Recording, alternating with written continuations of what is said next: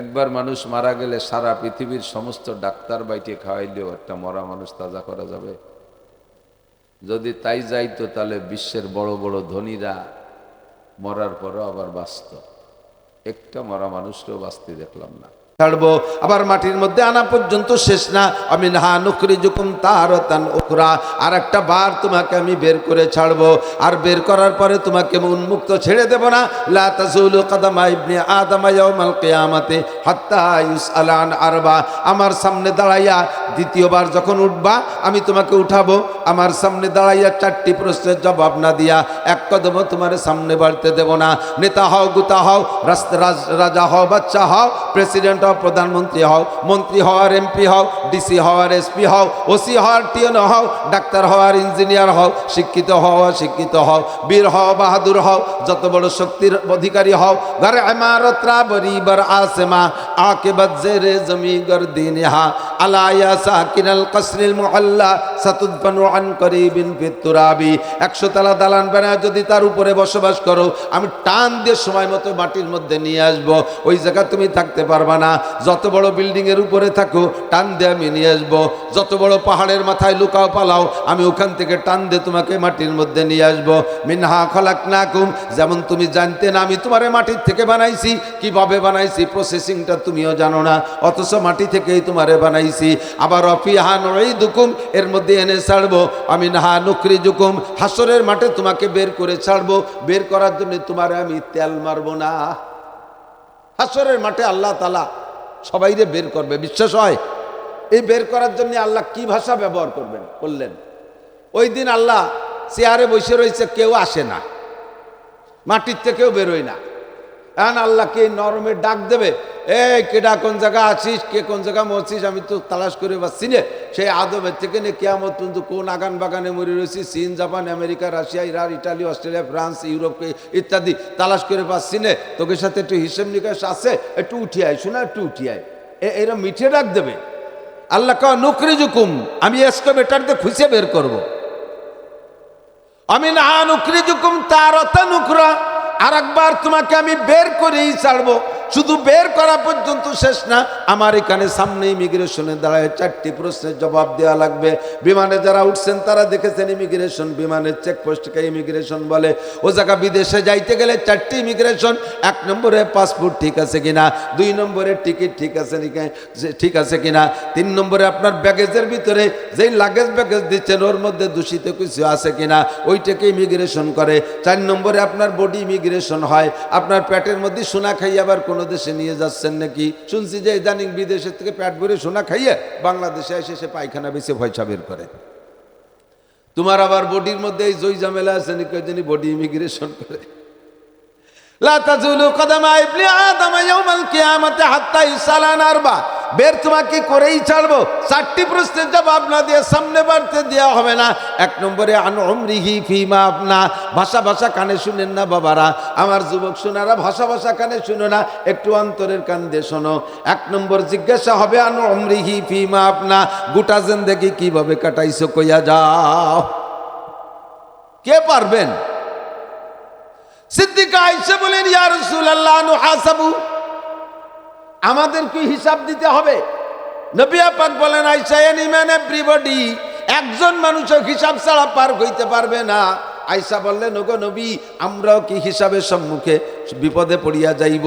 হুজুর বলেন, আয়েশা রে, মান হুসিবা নুকিসা, যেই হিসাবের কাঠগড়ায় দাঁড়াইবে সেই বিপদে পড়িয়া যাইবে, যেই দাঁড়াবে আল্লাহর কম্পিউটারের সামনে সেই ধরা পড়ে যাইবে। ওগো আল্লাহর নবী, তাহলে বিনা হিসাবে পার হওয়ার কোনো ব্যবস্থা আছে নাকি? নবী পাক বললেন, একটা মাত্র ব্যবস্থা আছে বিনা হিসাবে পার হওয়ার জন্য। আরে আয়েশাও যদি ধরা কারবায় থাকে, আবু বকর, উমর, উসমান, আলী, তালহা, জুবাইর, বিলাল, আম্মার, সোহাইব, সাহাবায়ে কিরাম এনরা যদি সেদিন ভীত সন্তুষ্ট থাকে, আমার মতো কাঠমুল্লা, আপনার মতো সাধারণ পাবলিক আমাদের জিন্দেগির পিছনে হাত দিয়ে দেখেন কি পরিমাণ আকাম করে বসে আছি। সাবালেক থেকে নিয়ে পর্যন্ত যাদের বয়স, নাবালেক থাকতে খাতা কলম হয় নাই, দপ্তর হয় নাই, আপনার নামে মোহরি আসে নাই, সাবালেক হওয়ার পর থেকে আপনার নামে দপ্তর তৈরি হয়েছে, আপনার নামে মোহরি লেখক আসছে। সাবালেক হওয়া থেকে নিয়ে পর্যন্ত যাদের বয়স, আমি চ্যালেঞ্জ করে বলতে পারি প্রত্যেকটা মানুষের জীবনে এমন দুর্ঘটনা ঘটানো আছে আছে, যেগুলো দুনিয়ার সবচাইতে নিকটতম বন্ধুর কাছেও বলা যায় না, সেগুলো যদি প্রকাশ পাইতো সমাজে সম্মান নিয়ে মুখ বের করে হাঁটা যাইতো না। আল্লাহ পাক রব্বুল আলামিনের নাম সত্তার।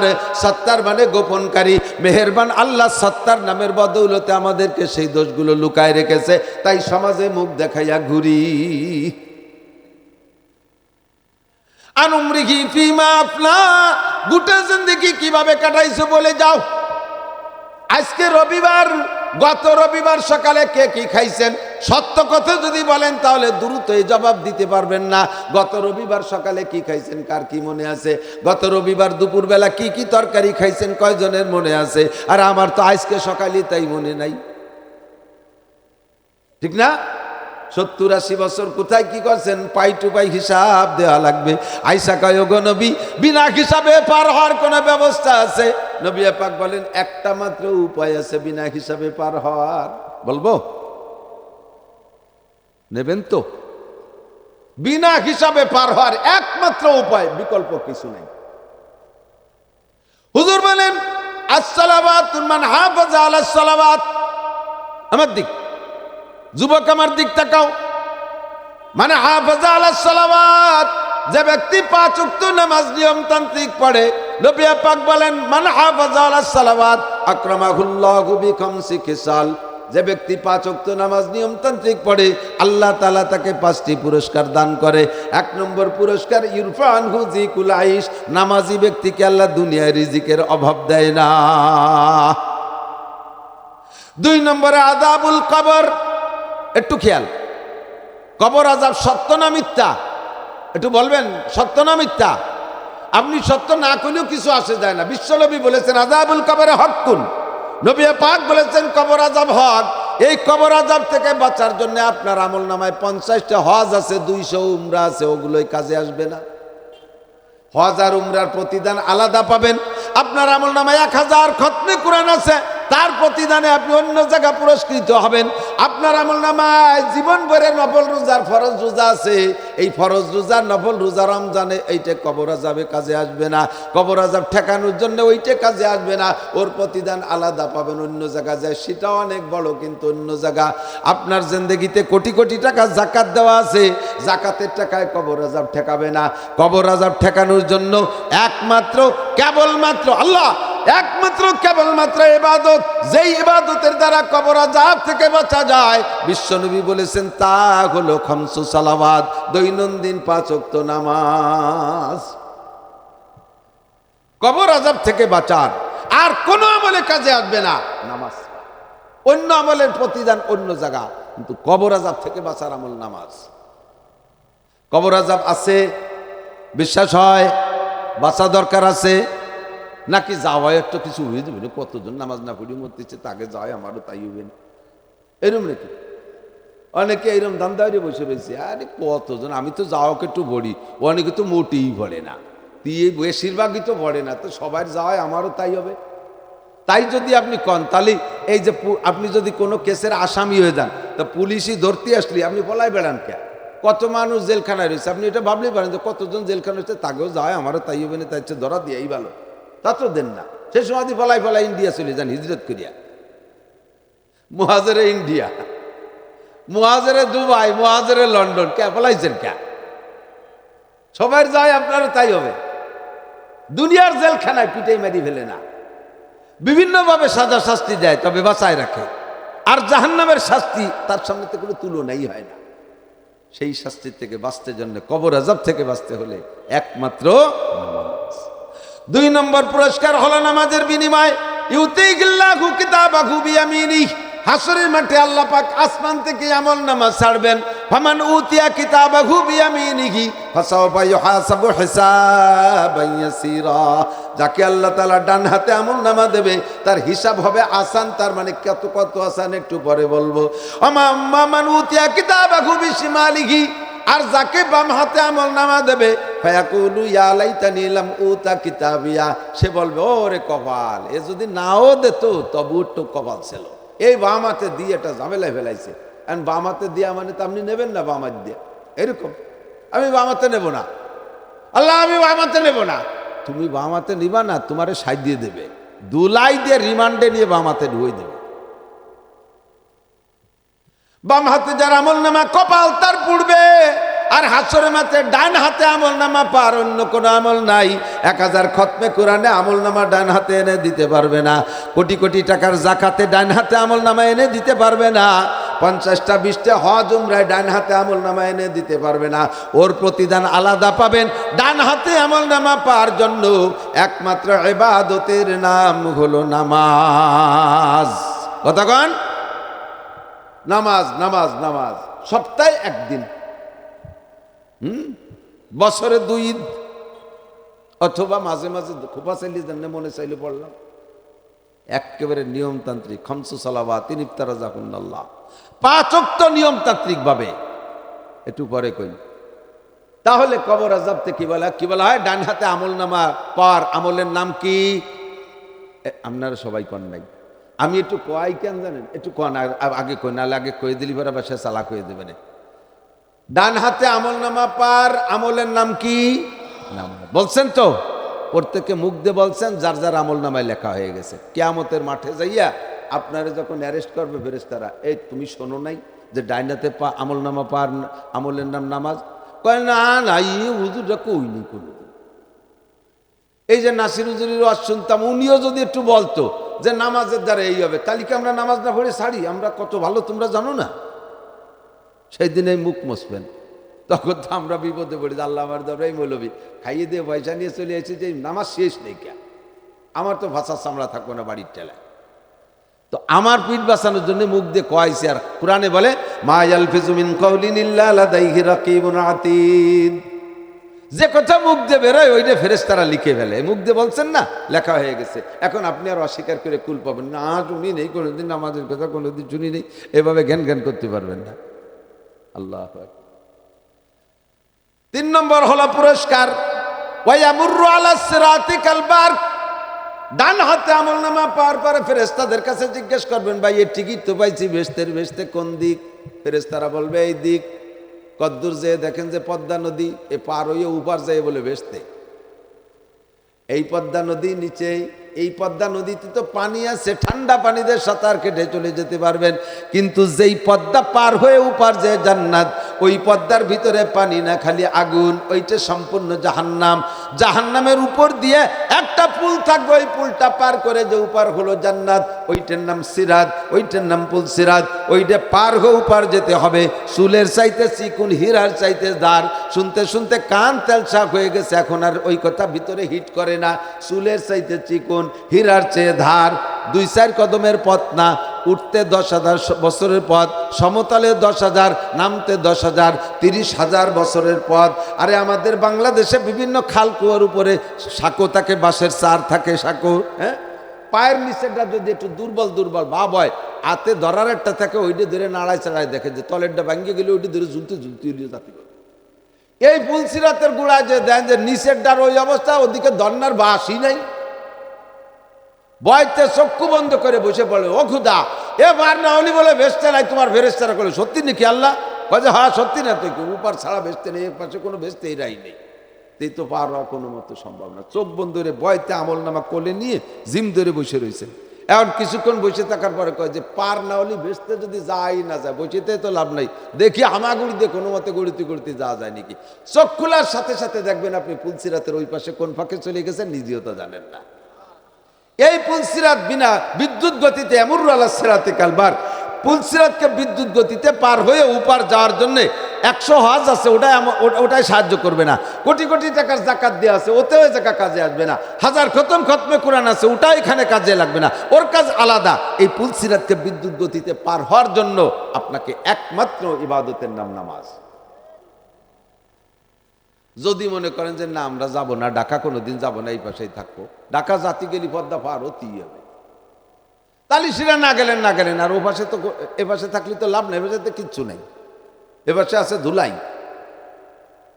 বেস্টে যাইতে হলে ওই পদ্মা পার হতেই হবে। কারণ পার হওয়ার উপায় একমাত্র নামাজ, একমাত্র ইবাদত কি? সমস্ত নবী রসুলগণ বক্তা ছিলেন। নবী রসুলের সংখ্যা সুনির্দিষ্ট আল্লাহ ছাড়া কেউ জানে না। কাকে কখন কোন জায়গায় কোন সময় নবী বানায় রাখছেন, তাকে দিয়ে আল্লাহ তাআলা সে দায়িত্ব পালন করাচ্ছিলেন। কাজেই নবীদের সংখ্যা 1,00,000, মতান্তরে 2,24,000, এইটা ভুয়া কথা। অসংখ্য নবীদের মধ্যে শ্রেষ্ঠ কয়েকজন নবীর নাম আমরা জানি, বাকি সব নবীকে আল্লাহ তাআলা দাওয়াত ও তবলিগের মেহনতের জন্য দুনিয়ায় পাঠাইছেন। নবীরা school, college, university, KG, kindergarten, primary, high school, college, বিশ্ববিদ্যালয়ের শিক্ষক ছিলেন না। নবীরা লেখকও ছিলেন না। লেখক হলে কোনো না কোনো নবীর 2-1 কলম লেখা লিখনি আমাদের কাছে এ পর্যন্ত যে কোনোভাবে চলে আসত। কোনো নবীদের লেখা একটা বই, একটা কিতাব, একটা পুস্তক খুঁজে পাওয়া যাবে না পৃথিবীর কোনো লাইব্রেরিতে।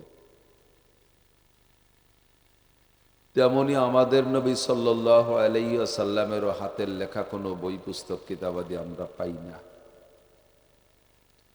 হুজুর আলাইহিস সালাতু ওয়াসসালাম বয়ান করতেন, আমরাও বয়ান করি, পার্থক্য শুধু এতটুকু, হুজুরের সময় এমন সুন্দর মনোরম প্যান্ডেল হতো না। শব্দযন্ত্র, মাইক, লাউড স্পিকার, বক্স এগুলোর কোনো ব্যবস্থা ছিল না। এরকম কারেন্টের উত্তম লাইটিংয়ের ব্যবস্থাও ছিল না। একটু আলগাবাতি জ্বালাইয়া হয়তো হুজুর বয়ান করতেন, তো বেশিরভাগ বয়ান করতেন ফজরবাদ আর মাগরিববাদ। রাতের গভীর পর্যন্ত হুজুর ওয়াজ নসিহাত করেছেন, কোনো ইতিহাসে খুঁজে পাওয়া যায় না। আমরা নবী আলাইহিস সালাতু ওয়াসসালামের সুন্নতের অনুসরণে যদি সর্বকিছু আমলে আনতে পারি তাহলেই সেখান থেকে বরকত। হুজুর আলাইহিস সালাতু ওয়াসসালাম ওয়াজের মধ্যে গজল গাইছেন, ইসলামী সঙ্গীত গাইছেন, কোথাও খুঁজে পাওয়া যায় না। সুন্নতি বয়ানের সম্পূর্ণ তরিকাটা আমরা নষ্ট করে ফেলানোর কারণে এ যুগে অত্যন্ত সুন্দর সুন্দর করে মাহফিল করা হয়, কিন্তু মাহফিলের থেকে ভালো কিছু ফল আসতেছে না। সাহাবাই কেরাম নবী আলাইহিস সালাতু ওয়াসসালাম তরিকা অনুযায়ী বয়ান করতেন, সময়ের দিকে লক্ষ্য রাখতেন, যার কারণে তাদের এই কাটা কাটা ভাঙ্গা ভাঙ্গা কথা, সুরবিহীন কথা এতটা কার্যকারী ছিল যে সারা পৃথিবীর ভিতরে মাত্র 22-23 বছরের মধ্যেই বিশ্ব জুড়ে নবী আলাইহিস সালাতু ওয়াসসালামের শহরত, ইসলামের দবদবা ছড়িয়ে পড়েছিল। আল্লাহ পাক রব্বুল আলামিন আমাদেরকে পুনরায় সেই সুন্নতি মাহফিল করার সুযোগ ও তৌফিক দান করুন, সবাই বলে আমিন। বিভিন্ন মসজিদে এই টাইমে নামাজ হচ্ছে, নামাজ শেষে ধীরে ধীরে লোক আসবে, মাঠটা একসময় ভরে যাবে ইনশাআল্লাহ। তো আপনারা যারা আগে এসেছেন আপনাদের সম্পর্কে আল্লাহ পাক বলেন, আস-সাবিকুন আস-সাবিকুন উলাইকাল মুকাররাবুন। প্রত্যেক ভালো কাজে যারা অগ্রগামী তারা আল্লাহ পাকের অতি নৈকট্য প্রাপ্ত বান্দা। আমরা যারা আগে এসেছি,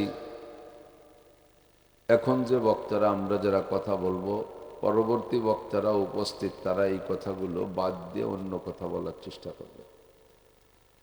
তো প্রথম যে কথাগুলো হচ্ছে এই কথাগুলো পরে যারা আসবে তারা শুনবে না। আজকের মাঠেই কমপক্ষে তারা এতটা লসে পড়ে যাবে। আমরা যারা আগে আসছি আগের থেকে শুরু থেকে শেষ পর্যন্ত সব কথাগুলো শুনে আখেরি দোয়া মুনাজাত করে এরপরে এখান থেকে যাব। কাজেই আমরাই বেশি ভাগ্যবান, এজন্য শুকর আদায় করি আলহামদুলিল্লাহ। আল্লাহ পাক রব্বুল আলামিন আমাদেরকে সৃষ্টি করেছেন, সৃষ্টির পিছনে অনেক উদ্দেশ্য আছে। এক একটা মানুষকে সৃষ্টি করতে, বানাইতে কত টাকা খরচ। আল্লাহ পাকের টাকা লাগে নাই, কিন্তু আমরা দুনিয়ায় আসার পরে মেডিকেল সায়েন্সের কাছে যখন আমরা যাই তখন আমরা বুঝতে পারি যে আমাদের এই মানব দেহের প্রত্যেকটা অঙ্গ প্রত্যঙ্গের কত দাম। একজন মানুষের দুটো চক্ষু নষ্ট হয়ে গেলে হুবহু দুইটা চক্ষু তো সেট করা যায়ই না, পাথর দিয়ে সেট করে দেয়, তাতে কাজ হয় না। চোখের মূল পাওয়ার শেষ হয়ে গেলে লেন্স লাগাক যা করুক এক সময় একেবারেই শেষ হয়ে যায়, আর অরিজিনাল চোখ দিতে পারে না। তারপরও 20, 25, 30 লাখ টাকা নিয়ে নেয়। দুইটা বাল্ব নষ্ট হয়ে গেলে তা তো সেট করতে, কৃত্রিম বাল্ব দিতে 14, 15, 20 লক্ষ টাকা নেয়। দুইটা কিডনি নষ্ট হয়ে গেলে 30, 40 লক্ষ টাকা নেয়।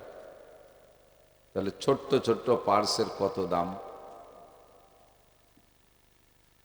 দুইটা 4টে রিং যদি বসায় হার্টে, হার্ট ব্লক হয়ে গেলে 4টে রিং যদি বসায় তার দাম 4, 20 লাখ টাকা। কত টাকা। মানুষের, একজন মানুষের, সুস্থ মানুষের মাথার মধ্যে যে মগজ আছে, এই মগজটার দাম বিজ্ঞানীরা ধার্য করেছে 40,000 কোটি টাকা। তাহলে একটু একটু করে গুছান, একজন মানুষের বডির দাম কত। জন্মসূত্রে একটা হাত না হইলে কোনো ডাক্তার হুবহু একটা হাত তৈরি করে দিতে পারবে না। মানুষের হার্ট আর লাংসের দাম কত। হার্ট আর লাংসের মাধ্যমে মানুষ শ্বাস প্রশ্বাস আদান প্রদান করে। একবার যদি হার্টে লাংসে ডিউটি ফেল করে, শ্বাস বেরোয় যায় আর নিতে না পারি, নেয়ার পরে ছাড়তে না পারি, ওরা যদি ত্রুটি করে বসে, যান্ত্রিক ত্রুটি হয়েই যায়, তাহলে মানুষ ডেথ হবে, মারা যাবে।